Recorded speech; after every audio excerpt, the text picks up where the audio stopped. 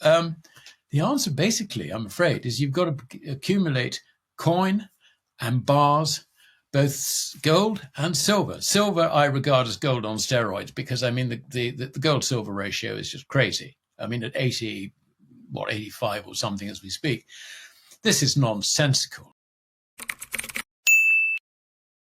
Moving from the days when, you could just trade gold and if you're a bullion bank, you're probably running a short book. So what you do is, you trade it and every now and then the punters, hedge funds get a bit overextended. You can bang it and trigger all the stops and get your position back and all the rest of it. That's not happening now. And I think that's the big difference. And the reason it's not happening is because there are bigger forces at play. I think it's probably surprised a lot of people that despite the price rise, the Chinese are continuing to buy. And so are other central banks. So what's all this about? Well, I mean, the answer is quite simple. And that is it's not gold going up, it's paper currencies going down. And this is very, very important. It's very important to get this message early because when the general public finally realizes that it's not the price of eggs or the price of coffee or whatever going up, but actually the purchasing power of their currency going down, then the currency is doomed. And when the general public wakes up to it, I can tell you the dollar, sterling, euro, yen will all be a lot lower. Now, I put it that way rather than saying gold is going to be a lot higher. Because if you think as an investor, you look at gold and you think gold's gone up. I mean, as we talk, I don't know what it'll be when this is released, but as we talk, it's had a good day. I see it's up $18. It's currently trading at 2,712. Challenging the levels we saw, sort of 4 weeks ago. If it breaks that, then it's going to go and hit new highs and so on.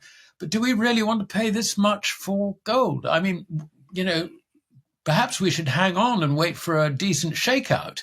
It's gone too far. But the point they miss is it's not gold going up.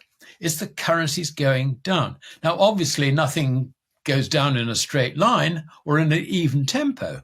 But I think if you understand that, then you understand that really what your strategy should be is not trading it, but actually accumulating it and accumulating the physical, not paper. Now, this is a very, very important point. And of course, the whole of the investment industry has a difficulty here because gold is not a regulated investment. So how do you get it past your compliance officer? Well, the answer is you go out and buy ETFs. But your problem with the ETF is you don't own the gold. And worse than that, not only do you not own the gold, you don't actually own the shares in the ETFs unless you have specifically decided to take delivery of certificates. Now, this is a very important point because the owner of, or if you like, the owner of the certificates, in effect, is, the clearinghouse, the intermediary, the big boys in the middle, basically, who guarantee settlement, Euroclear, whatever. And why have they got it? Well, I mean, the answer is quite simple. You've got a huge, great derivative mountain, which is absolutely enormous. And the fear is that at some stage we get a crisis and that could be jeopardized.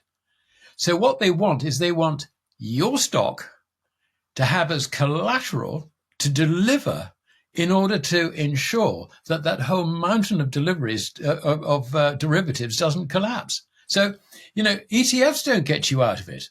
The answer basically, I'm afraid, is you've got to accumulate coin and bars, both gold and silver. Silver I regard as gold on steroids because, I mean, the gold-silver ratio is just crazy. I mean, at 85 or something as we speak, this is nonsensical. I mean, I don't see it going back down to the sort of 15, 16, if you like, when when silver was treated or valued as money. I don't think we're going to get there. But these levels on the ratio are just absolutely crazy. And as gold goes up, silver will go up twice as fast to bring that ratio down to something which is, if you like, more sensible. So I think, 2024 was interesting. 2025 is going to get even more interesting, I think. I would see these currencies, the fiat currencies, going down in 2025, at least as much as they've gone down in terms of their purchasing power, measured against real money, which is gold. And there are other problems in the background. And I think one thing that could really drive this very, very hard is the debt mountains that governments have. If you look at the G7, there's only one of the G7 which doesn't have a debt to GDP ratio of around about 100% or more, and that's Germany. And they've got their own set of problems. And the theme that I've really been trying to get people to understand is the dangers of this. We have a new president in America starting January sometime, mid-January. And he's made it quite clear, and his nominated Treasury Secretary has also made it quite clear that the strategy basically is to try and cut income taxes, corporation taxes, and make up the shortfall through tariffs, through trade tariffs. Now, this to me is ringing huge alarm bells, because the comparison, I think, has got to be with the Smoot-Hawley Tariff Act of 1930. But it's worse than that. It's, the whole thing is a bit piecemeal. The idea that the president is actually going to set the tariffs rather than Congress setting the tariffs, if you like. But this time round, of course, we're moving from a point where everything has been internationalized. You've got supply chains going everywhere. I mean, look at Microsoft. When you have your iPad or whatever, I mean, the design is done in California. Fine. And the packaging is done in California, perhaps, or it's designed in California, but all the rest is done in Asia. This is going to be incredibly disruptive. And there are so many aspects of this that what it'll do is when you start pushing up tariffs, Trump said he's going to put 100% tariffs on BRICS members, if they start talking about a new currency replacing the dollar. We've got to treat that as a bit of a joke. But you can see that what would happen is that those countries under that policy would merely reply with their own tariffs against America. And who would really suffer? Well, the answer is, and this was the lesson of Smoot-Hawley, that global economy suffers. And in this case, we're particularly talking about the Western alliance, if you like, America, Europe, UK, Japan, Australia, God bless them, where I've just come back from. This is a very serious thing. So what does that do to the budget deficit in America? Well, the answer is it drives it up. So instead of having a deficit of 2 trillion under these policies, you're going to have a shortfall of taxes because you've got a slump. I'm going to mince no words on this. It's going to be a slump if that happens. And at the same time, of course, all the welfare obligations are far greater than anything we've had in the past. So that deficit, I think it's looking like 3 trillion bid, if I can use dealers' terminology. That is destructive of the dollar, particularly when no foreigners are really all that interested in buying new debt, and certainly not at these levels. So that drives up interest rates. So you drive up interest rates while the economy is tanking with all that debt to GDP. It's a disaster, a complete disaster. And there is another point, Andy, which about bubbles. The thing about a bubble is that very few people actually understand they're in a bubble. We are in a bubble. This has been a rolling bubble. The joke has been we kick the can down the road. They've been doing that since the 1980s. So each bubble feeds into the next one and it gets bigger and bigger and bigger. And of course, that's what the symptom of all this debt is.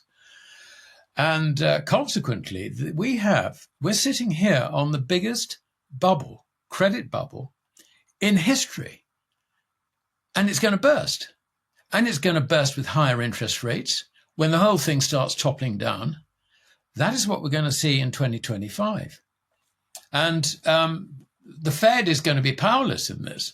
I mean, the Fed's response every time has been to lower interest rates when things start looking like they're falling apart, like the great financial crisis back in 2008-9, like following the dot-com crisis, when Greenspan reduced interest rates. I think he reduced the Fed funds down to about 1% or whatever. We've had a number of mini crises since, but, basically zero interest rates, that's as low as it can go. It can't go any lower than that. And so how are they going to deal with this bubble bursting? Well, the answer is that it's going to be very, very messy, particularly when all the central banks are in negative equity. I mean, with the honourable exception of the Bank of England, because they push the cost onto the Treasury. But they really are in negative equity, and they are meant to be the lenders of last resort. They are meant to be the institutions who will rescue a failing commercial banking system, and they're all bust themselves. I mean, where this translates quite simply is a collapse in the purchasing power of these fiat currencies, which is why you should own gold.